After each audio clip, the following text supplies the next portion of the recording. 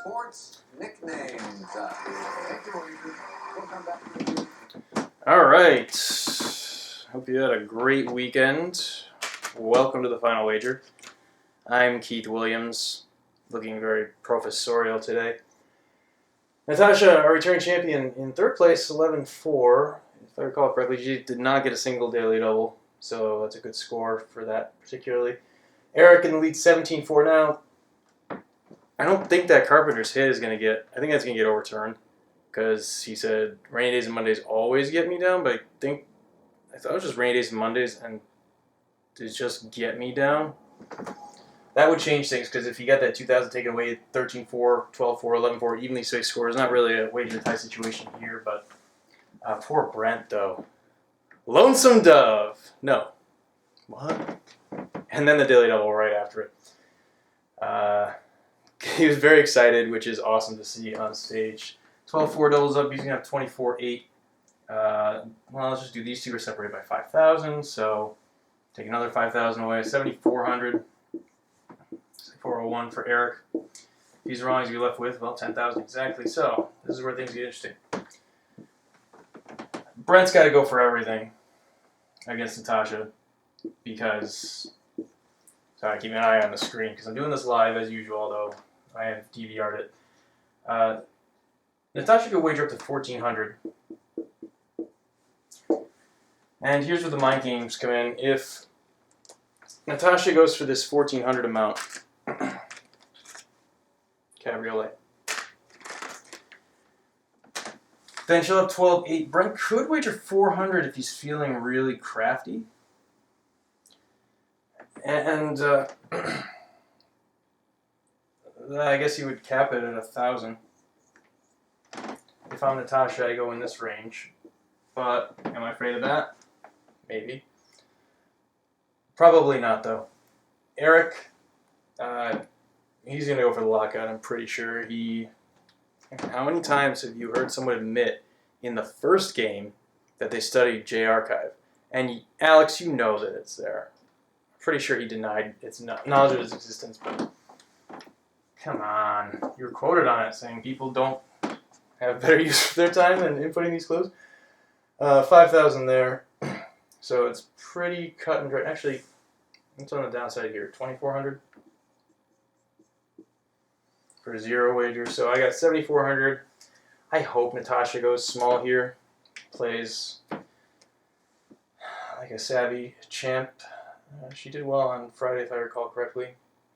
And Brent, go for everything. But that depends on Eric keeping that 17-4. If he has 13-4, things would be a little bit different. In that case, I still have Brent going for everything. I got Natasha has a pretty big berth, which she can wager. Eric really has no choice but to go for, what would that be, 11-401? All right, it's time for some leave action. Your body needs time to wind down before bed. What is... relax. Why don't they have it in the form of a question after? Fun Final Sports nicknames. Alright, looks like they're not changing it.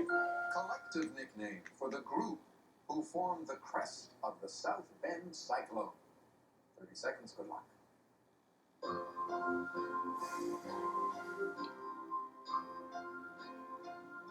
South Bend is Notre Dame.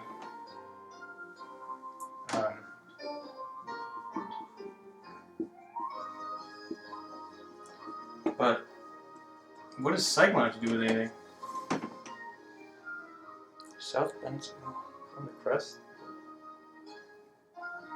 Tsunamis, the... Couple of possibilities here. We're going to start with you. Boilermakers? Indiana Hoosiers? 400 and you wrote down, what is the white sauce? No, close. It's going to cost you $6,500. Why? Take us to wrote down his response quickly, and he wrote down, what is the Four Horsemen, referring to Notre Dame football, and you are correct. Ooh, and you add good one. Almost doubling. You are now in the lead with 24,789. Eric didn't get this one. What was his response? He was thinking of the Notre Dame football team. What are the Fighting Irish? That's wrong, though. It'll cost you how much money? 74. Yeah, that's a... Second place, Brent.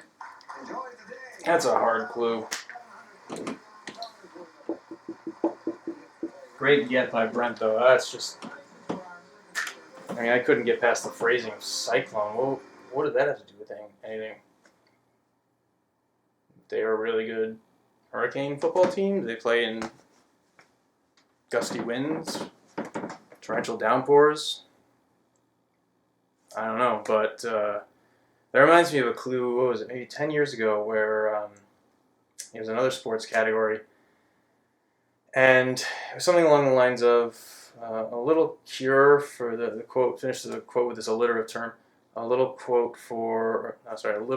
cure for the doldrums of winter is a little something.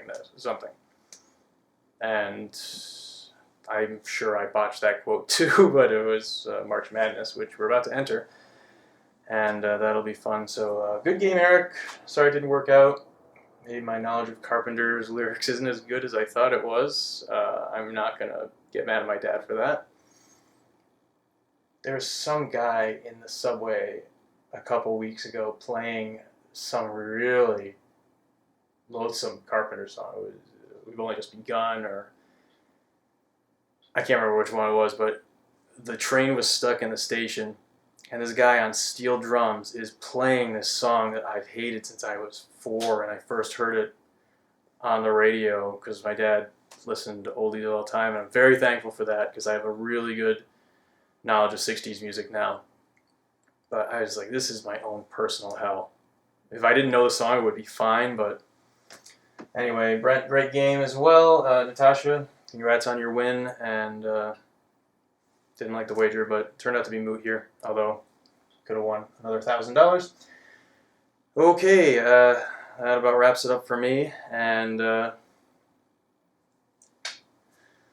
happy with the answer I put there, but there's another chance tomorrow, as always. And I hope you'll join me right here on the Final Wager.